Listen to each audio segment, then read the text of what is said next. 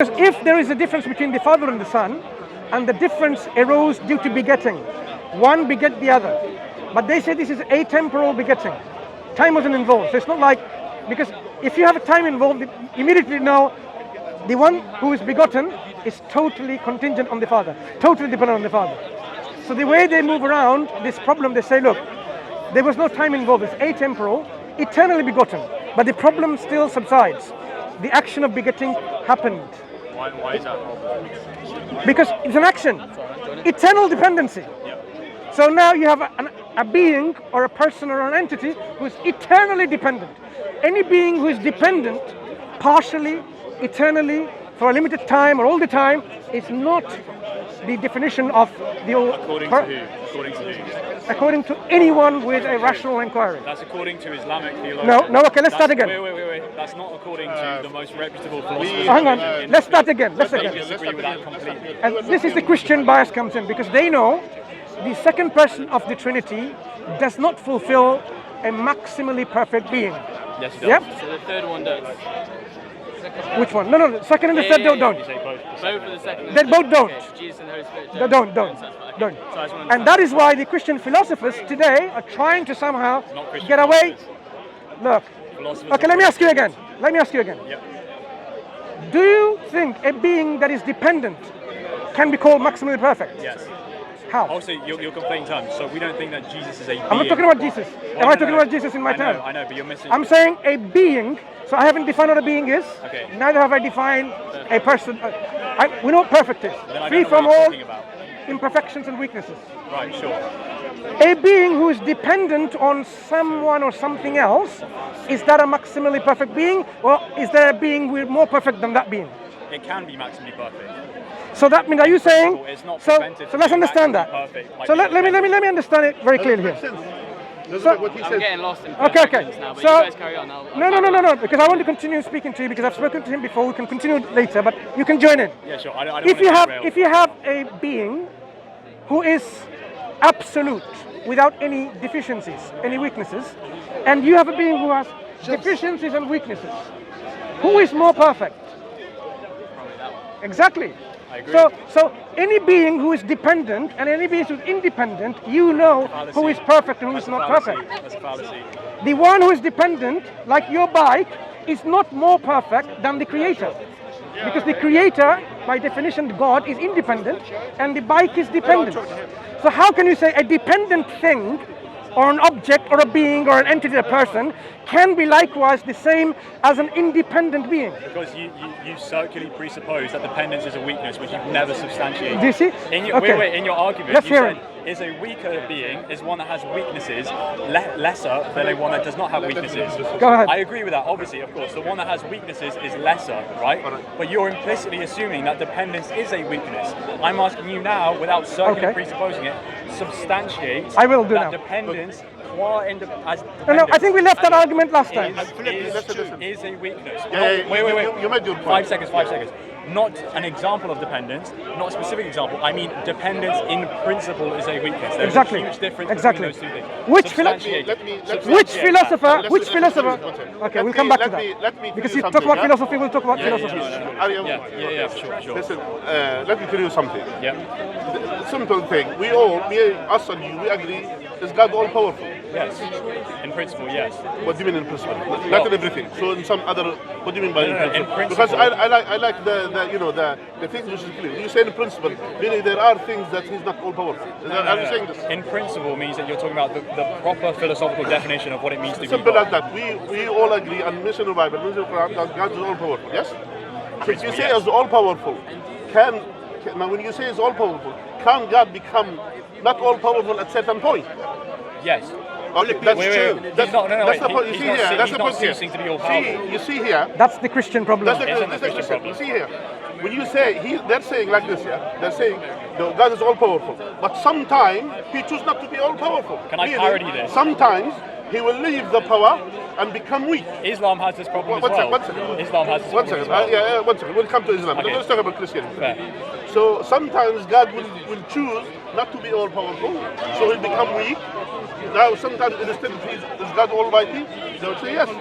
But Jesus wasn't almighty because he was humiliated on earth. People, they hit him, they tortured him, and according to them, they killed him. Meaning he's not all powerful at that point. Adding to this, we say to them, okay, is God is all knowing? So they say yes, God is all knowing. Now when it comes to Jesus, Jesus is ignorant of certain things, which means he's not all knowing. So there are, in the definition of Jesus to be a divine, that literally all the conditions that even the Christian and the Muslims and everyone, they agreed about the definition of divine, they will withdraw all of these conditions when it comes to Jesus. You see the point? No. That shows inconsistency. It's not inconsistent. In terms of defining the divine. I will ask him, We're not defining. what is the divine? Let's come back to you. Let's come back to you. Do you agree a being is more perfect in the attributes and characteristics, the essential characteristics that we agreed earlier? Okay. One who is dependent on someone else, or one who is independent? Who is more perfect and more absolute in So a mom is more perfect than the baby. That's what you're saying. No. When it comes to say, you've got two concepts of God. One God relies on someone else to do things. We're not saying that though. I'm not talking about your God, Okay. right? That's not. So that's one God has to do everything that God tells him to do. Totally dependent, takes orders, and in fact cannot do anything apart from what the other God tells him to do. And the other God is totally sovereign, does things what he will. Which one do you think is maximally perfect? You then have two gods. Exactly. We you only have have two one gods. God. Which one is maximally perfect? You've The got one two who's gods. dependent? Let's ask Mr. Go ahead. You know, We only have one God. Let him think. You can speak to him. I'll also continue this The one gentleman who here. is sovereign.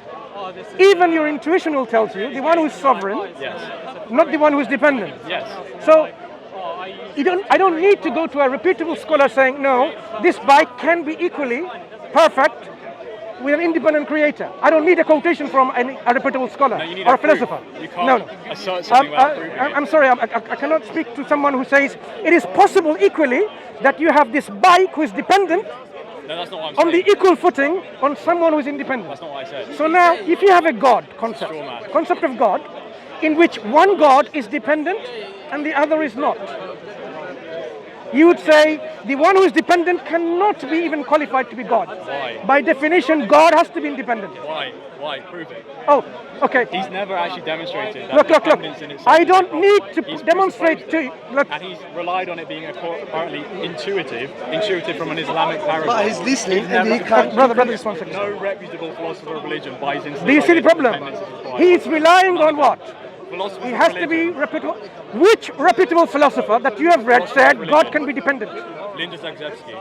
And he says God can be dependent. She, yes. She said God can be dependent. Yes. Okay, that's the God that I'm not going to worship, and you're not going to worship, and you're not going to worship. Okay, You know you why? don't understand anything. No. You just rely to rhetoric and I agree. So you have a reputable scholar whose repute is questioned from me. Why? Because you have a scholar who is saying, oh, a God that is dependent like a bike, who is dependent, is worthy not of worship. like a bike. Look, It's not analogous. would you really worship a God? Let me ask you this question. Who is dependent on someone else? Do you think that God is worthy of worship? That God itself is dependent on someone else? The idea that being dependent is somehow a problem. Please think. But you would know when you do think, and you'll come to this conclusion, that it is not making any sense for a rational human being, reasonable human being, to take a God as God when that being is dependent. Because God, by definition, has to be self-sufficient.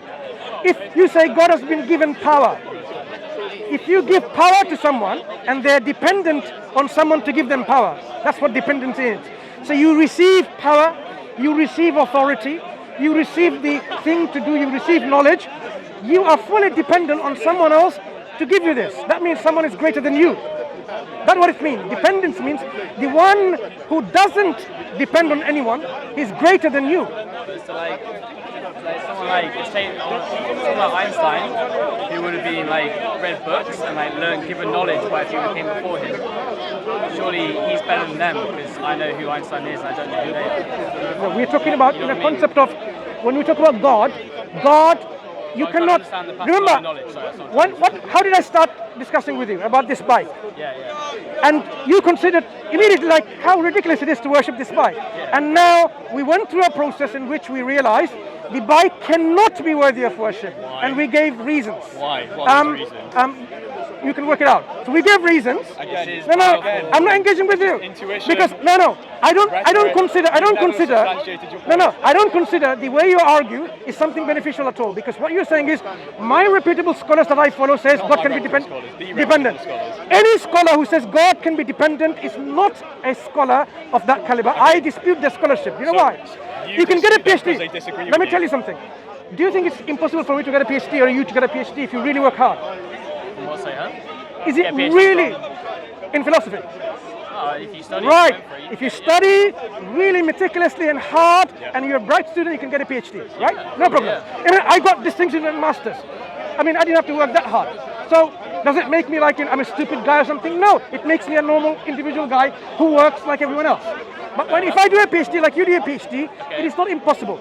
But now, imagine now, I get a PhD and I have so much publication and so on, and I say weird things like that, you know what, God can cease to exist. Just because I have a theory. It doesn't make sense to say this guy is a reputable scholar. You will say, look, he's out of his mind in his logic and argumentation. He's trying to say something which is totally not you right. show that it's illogical. Listen. I don't. In fact, the logic thing they bring out, logically you can be infinite and finite at the same time. If you bring that logic, I would say, no, thank you. I don't buy this But logic. you can show to me why that's wrong. Hang on, You can hang on, show hang to on, me hang why on, that's hang wrong, on. But you haven't done that here. Do you believe that God can be infinite and finite at the same time? From every angle, no. In principle, no. Hang on. That's the law of non-contradiction. Let me start again. In any angle, do you believe God can be existent and non-existent at the same time? No. Well, no, obviously. Why not? Because that defies the law of non-contradiction. Fine. So you abide by the law of non-contradiction. Yeah, I abide So by do you that. believe God can be knowledgeable, all-knowing, and ignorant at the same time? Yeah, because Here, those aren't contradictions. You see now he said. Wait. You said knowledgeable. All and knowledgeable ignorant. means- I'm knowledgeable and ignorant at the Let same me time. explain what I mean. All knowledgeable means you have 100% knowledge of everything, Yeah. and you're 0% ignorant of anything. Yeah. So can you be 100% knowledgeable and 5% ignorant? A being? Not in principle, no. No. In any principle. No, because you need to understand No. what you mean by in Hang principle. on. Let me ask you You again. can't define terms how you want. Let me ask you again. Okay. In any way, shape, or form in your logic that you study in Oxford, Yes. can you be 100% knowledgeable in something and 5% ignorant in the same thing? In any way, shape, or form. Yeah. Yes. See? Because he's saying, hey, look, if he's saying from every. That's Christian logic. This isn't Christian logic. It is. This is basic definitions. You said in any way, shape, or form. Yeah. Right? One way, shape, or form would be if you apply different definitions. Right? Is that Or you're not going to any way, shape, or form? redefine at one point here You confinity said and you- another. No, this is the reason. Well, you said it in any way, shape, or form. I'm just going with what you said. You Yeah. said in any way, shape, or form. Sure. One way to Give an example. obviate that problem would be to fallaciously define them wrong way. Now give me an example. Okay, so I define all knowledge as literally knowing everything, and I define ignorance as having a bicycle, right? It's ridiculous. Hang on. Ignorance as defining what? As having a bicycle, something stupid, right? No, that's not the definition. That's discarded in the first Which place. is literally my When- point. No, That's literally no. my point. The reason when we talk You're about missing my knowledge, point, Mansur. look at, as an Oxford student, you should really be more sensible. I am being sensible. No, I'm you're trying not. to show you how Let you me compare tell you definitions, something. and that's When why we you talk need to about honest with knowledge, right? definitions. Knowledge means what? What does knowledge mean? I don't know how you define knowledge. How do you define knowledge? You act like that's a basic Okay, question. You do know I I've know your debated name? on today. Possibly not, because I haven't asked you and you didn't tell me. Do you know my name? No, what's your name? Yeah, Mansur. Mansur, that's me, I'm Rob. Okay, nice with you. Now, What's your name? Luca. Luca. what's your name again?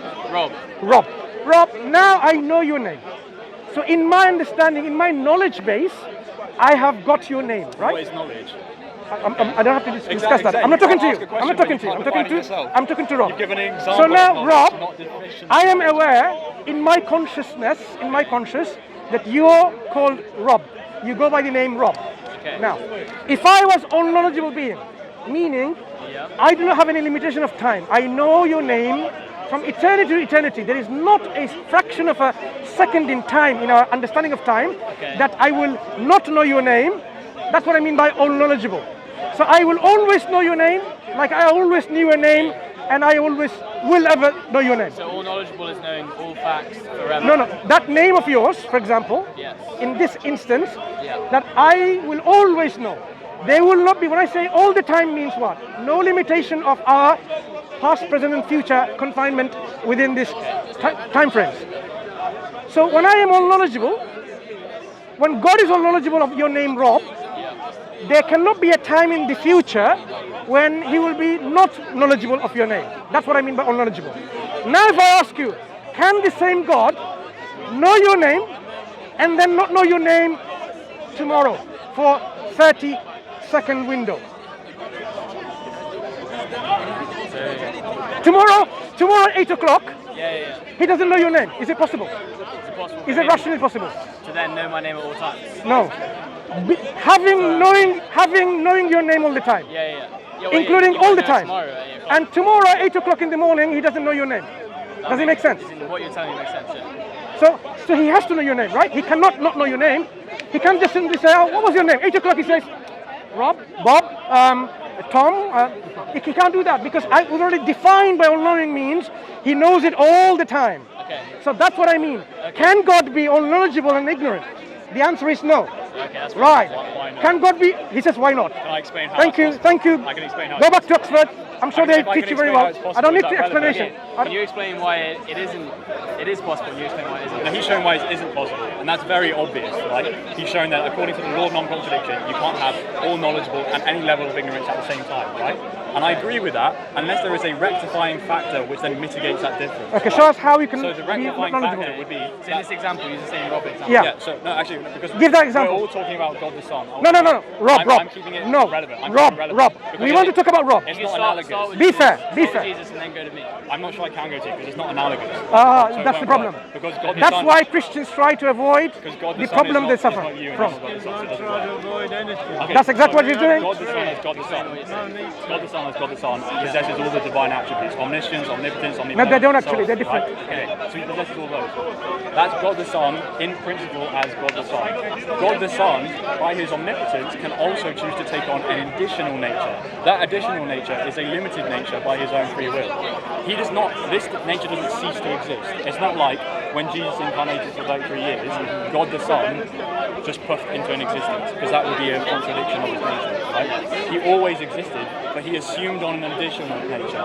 That additional nature is the one which was subject to limitations by virtue of his own free will of choosing to assume that nature. Okay. Right? Now, this nature always had the omnipotence, omniscience, all those kinds of things. It still possessed the divine attributes.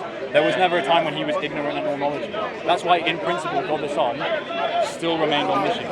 There was no contradiction. We're not asserting that God the Son, qua God the Son, in his nature, just as it is, suddenly became ignorant, because that would be a logical contradiction.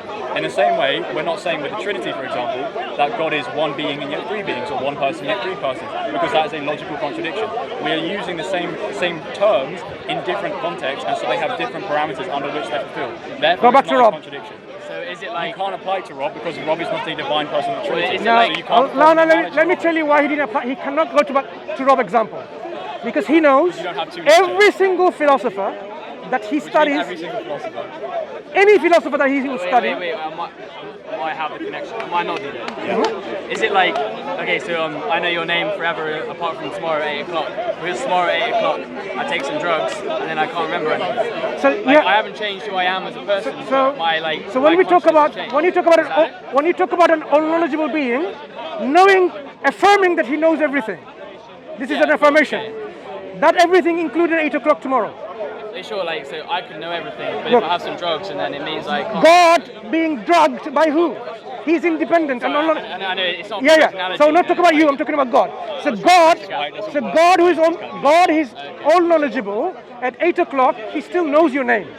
You cannot say He doesn't know your name at 8 o'clock Okay. because He already knows that name. That 8 o'clock is included in His all-knowingness. You're right. We agree on Right. that. So now, if you have a God who is dependent for everything on someone else, Okay. That's different. that God is not a perfect God. Wait, Rob, That's what I'm Rob, saying. Rob.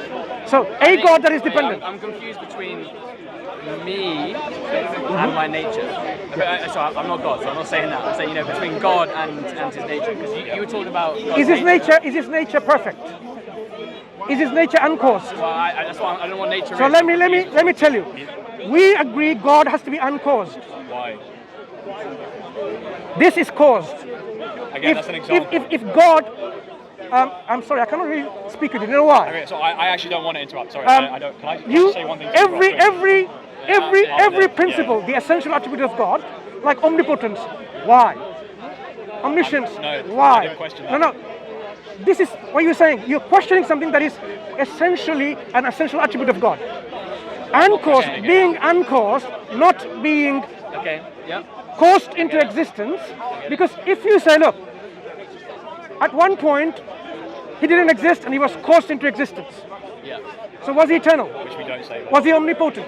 No, of course, he didn't even exist. We never said that. So when you question, Jesus was born as a person. when you question the uncaused nature of God, you are saying that means it's possible God was caused. If it's possible he was caused, mean at one point he was caused into existence. Okay. No. So that means there was something at one point he didn't exist. No. By that logic, yeah. By that logic, because that's what you mean by caused. What are you causing to? Causing to come into existence. That's what causation means. So God by definition has to be uncaused, not brought into existence. Yes. Right. Jesus is caused, or the Trinity second member is caused by the Father, by their very dogma in their belief. He's caused, he's generated, he proceeds, he's begotten, he's caused. The Father, according to the model of the monarchical model, like you try to, Also, the normal right? Trinity says this as well. Whatever, any model, the Father is uncaused. So now you have a being who is uncaused, and you have someone else who is caused.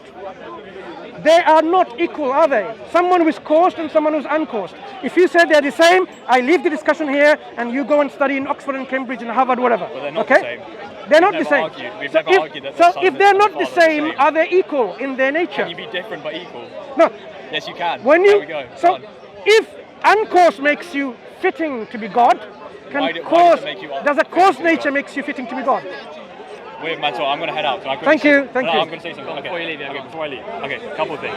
So, he's given an example of dependence with the bike, right? And he said, why don't we worship the bike, right? He's ignored the fact the bike isn't omnipotent, omniscient, omnibenevolent, maximally good, none of these kind of factors. That's why we don't worship your bike, right? It's also causally dependent on its existence. It came into existence at a certain time. When we say that Jesus, God the Son, or God the Spirit was caused, or proceeds, or generates, we never said there was a time 0 where he didn't exist, and then a time 1 where he did exist. God the Son eternally exists. Eternally dependent. Yeah, exactly, eternally dependent. Now, he says, okay, Not the worthy fact of that he's worship. dependent shows that he's inferior or less than he can't be God. But he's never actually shown why dependence is a weakness. And what does he do? He says, goes back to the bike again. It's a circular argument. He has to presuppose that dependence is a weakness to make his argument in the first place. Show me philosophically that If you struggle dependence with is it, not a weakness. Talk to me. Or is a Talk to weakness. that guy, Josh. Well, I'm handing over. You know what? Carry on. Enjoy. You are. No, I'll Thank be you, around Luca. here for a bit. Now, Well, nice to meet you. I'll chat to you. anyone who says we need to demonstrate that dependency is a weakness is someone really out of their mind, unless they're a Christian, something like that. How can you even want to show dependency and independency? They're on the same footing. If you are self-sufficient, you are not dependent. And if you are dependent, you're not self-sufficient. Do I need to demonstrate that with quantum logic? No, it makes sense. So I'm a Right, thinker, right. so it takes me a while to process So the things. reasons why they're arguing and questioning is, look, if I were trained in philosophy and logic, I could have just given him just like that. Why? Because he knows that's the weakness, that I am not using the jargon that he's using. And he can only argue on the basis of, reputable scholars like the ones you mentioned this is okay. But we know how weak they are. Why? Because by definition, any being who is omnipotent has to be uncaused. By definition. All of them, they're all interlinked in their attributes. If you are omnipotent, you cannot be caused. If you're eternal with no beginning, you cannot be caused. You cannot be other than omnipotent. So these essential attributes go hand in hand together. So the fact that we have found a being called second member of Trinity who is caused and dependent on the Father, by definition is not God. You can call it God, you can call this bike God, some people will do. Some people will call this by God and worship Him. Some people will call Jesus God and worship Him. But it doesn't make them befitting to be God. Your heart and your mind will know a being who is dependent on someone doesn't befit to be called God. Okay. Can I try and like Go ahead. example it? Yeah, go. So like, I've heard this used before. I want to know what your views are on it. Sure. So like, let's say I have a fish tank. I create loads of fish, I feed them. They're very dependent on me. And then through a science experiment, I make myself a fish and go join them in the fish tank for a while, swim around, have a chat with them, see how they're doing, and like, and then I come back out again. And like, at the end of the science experiment, I come back out and I'm me again.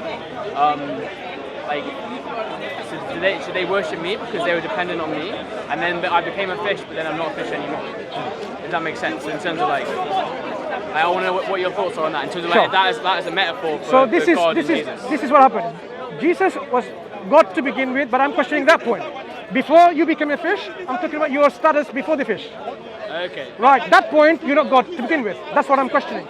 Because you are demonstrated in your definition as being caused and dependent on the Father, you are not God. You can call and label yourself, oh, I have a different definition of God. One is called a nominal definition, one is called a predicative definition. You can redefine God to suit your dogma. A Hindu can do that.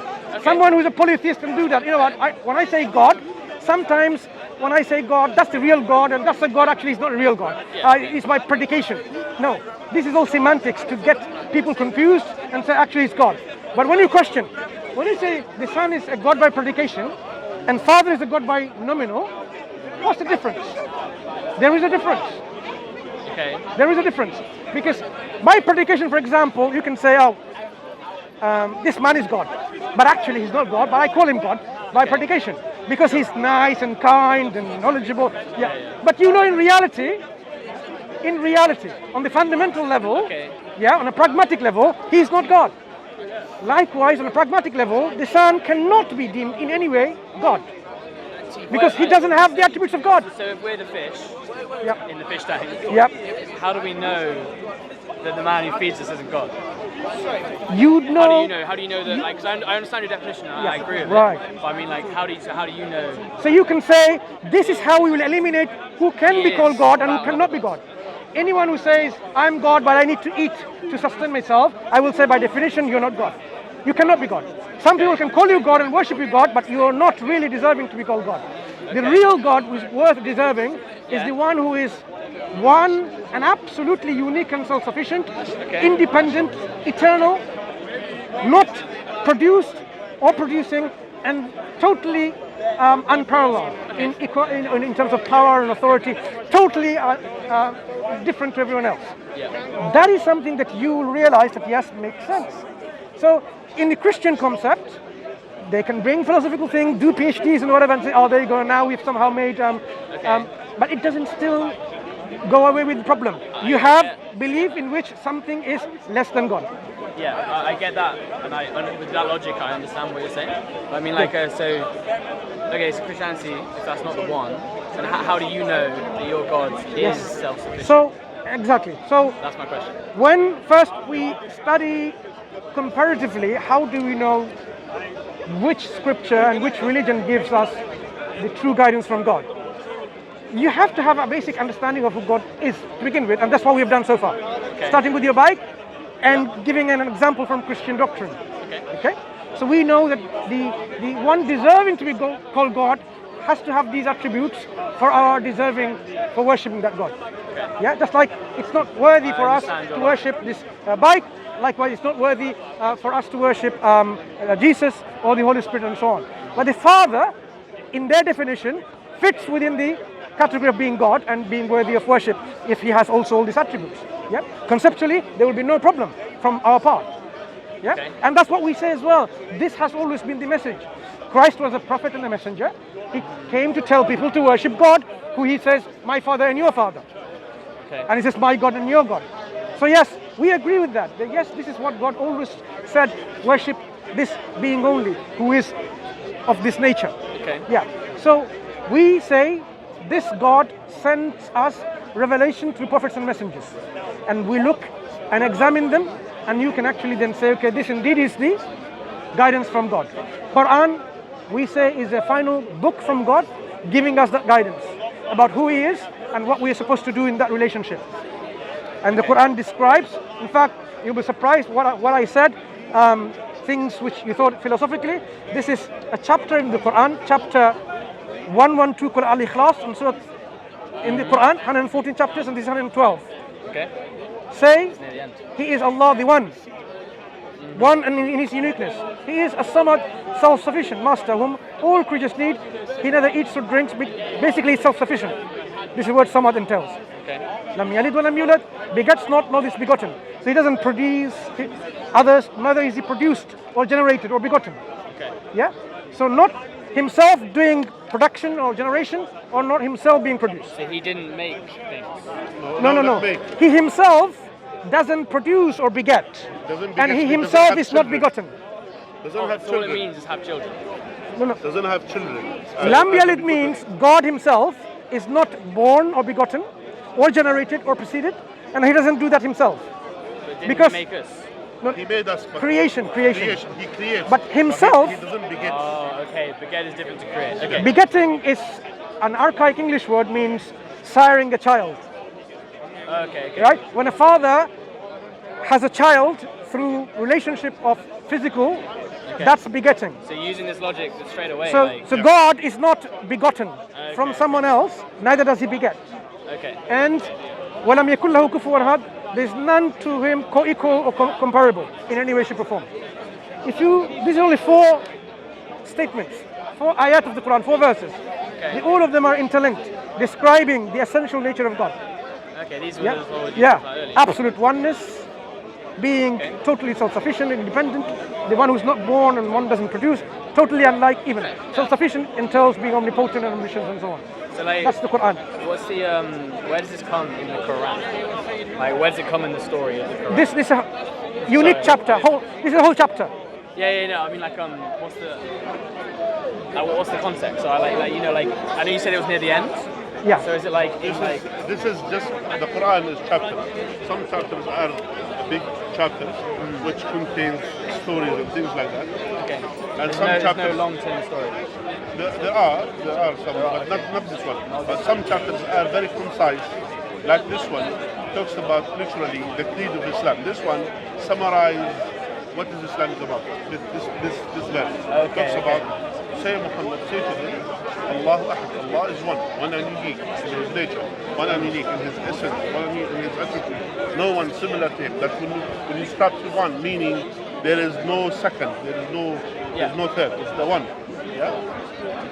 Okay. Allah Samad, meaning as well as Samad, it has a very unique term in Arabic, meaning that all the creation relies on Him and He is not relying on no one. Meaning He is sufficient from anything, yeah? But everything relies on Him. Yeah?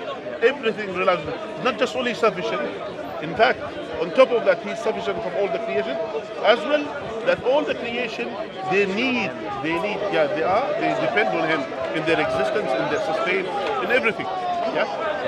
Then Allah has described this about His existence, that He wasn't begotten, meaning He wasn't a relation between God and goddess and produced Him, so He wasn't begotten, nor He begets. So He doesn't produce children. Yeah? And there is no someone similar to Him or equal to Him in any sort of form.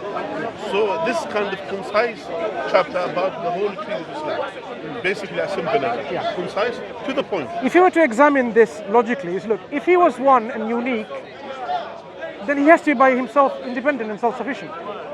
And if He's independent and self-sufficient, then He cannot be born from others or begotten. If He begets someone else, then He will not be unique anymore. There will be someone else like Him. And He will not be one anymore, He'll be two. And if He's not begotten, not begetting, independent, self-sufficient, can there be anyone like Him? He will be totally unique. No parallel. That's the last verse says, there's no co-equal in whatsoever anyone along with Him. So this chapter is a very strong chapter describing the purity of faith about the very nature of God. I mean, it directly engages with the Christian belief, directly, and refutes them. Yeah, like, because it's written, After. that's wrong, basically. Yeah. So to give you an example, in fact, when they talk about logic and philosophers, I find it strange. I want you to ponder on this. Okay. if you have, Ponderous. I help. yeah. You see this thing on the floor, right? Here, okay? Sorry. Okay. Now we want to lift this up. God, the Father, is omnipotent by their definition. Okay. And they also agree that God the Son is omnipotent by definition. Omnipotent. Omnipotent. That's the Yeah. strength one, right? The second one, the Son. They say also omnipotent. Knowledge. Sorry, Power, I'm not very good with posting. Power. Power. Okay. All powerful. Thank Sorry. Both all powerful. you. Yeah. So God the Father wants to lift this up to this height, Okay. 1 meter. Okay. And God the Son wants to lift this up 2 meters high. At the same time on the same object. Where is this going to go? Both. Then none of them are omnipotent. None of them are all powerful because they fail to lift it up exactly where they want to. So 1 meter or 2 meter, that's the option. Okay. So where is it going to do? Because they are unique in their will. If they have no will, different wills, then how do you say one is Father and the Son? So one of them wills to lift up 1 meter, other one 2 meters. Yeah. If they have, yeah, if you want to make a different choice. Yeah. Imagine now it is lifted up to here. That makes the Son not omnipotent. Okay. Failed to lift it up too high. Yeah. And if it goes up there, the Father is not omnipotent. I get it. Yeah. You cannot make a have different choice? you cannot have more than one omnipotent in reality. No more than two absolutes. It's like having a car with 2 driving wheels and 2 independent drivers don't listen to each other, and they want to take one to the north, one to the south. Where's the car going to go? But yeah. If they want to do different things. This is then it why makes sense, yeah. this is why Quran says, لو كان فيهما آلهة إلا الله لفسدتا. Had there been more than one God, there will be corruption and ruin and chaos. It's not going to happen. The universe, one God says rain, other God says sunshine, thunder. The fact that we're still following a particular, it says one is in control. So we say one being, one God, one absolute being is in control of all these things. All these Planck's constants, the gravitational constants, all these constants are so precise. Who's maintaining them? One controller. If there are more than one omnipotent, omniscient, eternal being, there will be conflict of will. You can't just say, oh no, they will together. Why would they will together? Why would they have to compromise? Because you have to be sovereign if you are eternal and self-sufficient. If you're self-sufficient, you don't listen to, I'll listen to you. I'm not going to lift it too high, I'm going to lift it exactly 1 meter. No, I'm compromising my will. Yeah. So there is adding to this as well.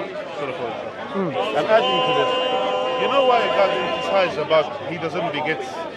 And there's emphasis in this. And Allah said in the Quran as well, when Allah criticized the Christian, that when they describe that God has a son, that God, He said their statement is so severe to the extent even the heavens will crumble because of that statement, of that evil statement, to accuse God to have a son. Why is that? It is perfect for us as a human being to have children, have sons. Why?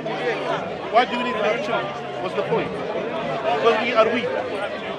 What's their weakness? Our weakness, that we desire to have children to continue our legacy, to continue our lineage. Yeah? Because we know we're going to die at one point. So our children will continue this, this genetic, you could say, reproduction from us. And as well, we wanted to continue our legacy. We wanted to our name to be remembered. All of these things, all in the old times, they have children to help them, for example, working in the field to take care of us when we get old. All of these things. God doesn't need all of that. God doesn't die, so He doesn't need someone to continue His legacy after His death. So He doesn't die. God Himself is all powerful. Doesn't need no one to help Him. That's why when they say He sent the Son to do the sacrifice in order for them to live forever. It's the same thing as the same example to lift up this. Because God, He couldn't, either the Father is not able to lift up this stick to this level, so He sent the Son to pick it up to this level and then He will pick it up to it. Meaning that each one is not so powerful, the Father according to them, or the Son according to the Christian faith. They're not all powerful, both of them, they're not all powerful to do that, to forgive the people. So the Father has to send His Son, and the Son has to die in order so the Father will forgive them, which totally doesn't make sense. If God is powerful, simple as that. Philosophically, from the Christian concept, I've already given you enough examples to ponder on it. we have given you enough example, even on a philosophical level, to see how rationally, whether it makes sense to you or not. Thank you very much for I'm a slow thinker, so like I don't have a lot of things to say. You reflect but on your own self. Thank you very much for what you said. But in general, you have the time, so actually you have the time. Yeah. Okay, cool. You have to go? I'm meant to meet a friend at half That's fine. so It's been nice. It's good time. Pleasure speaking to you. If you come Pleasure again, speaking to you. if you Thank come you very again, we'll talk again. Yep. Yeah, And great to as meet well, you. study more and learn more about Islam. Yeah. And as well, there's a final thing that to prove that as well Islam is the truth as well. That by studying the Quran. That's one of the things which I urge you to do. We don't have a hidden agenda. We tell everyone, this is the Quran. You study and read the Quran. And you will see the Quran, this amazing book that guided 1.8 billion people on earth and still guiding people and still people coming to Islam and accepting Islam even during this severe time. Why? Because they found the guidance in the Quran. It opened their hearts. So I will advise you and all the audience Thank you. to open your heart to accept the truth and open your mind to follow the truth. As simple as that. And see in the Quran and see even there are statements in the Quran that those are facts. It cannot be said by someone living in a desert 1400 years ago.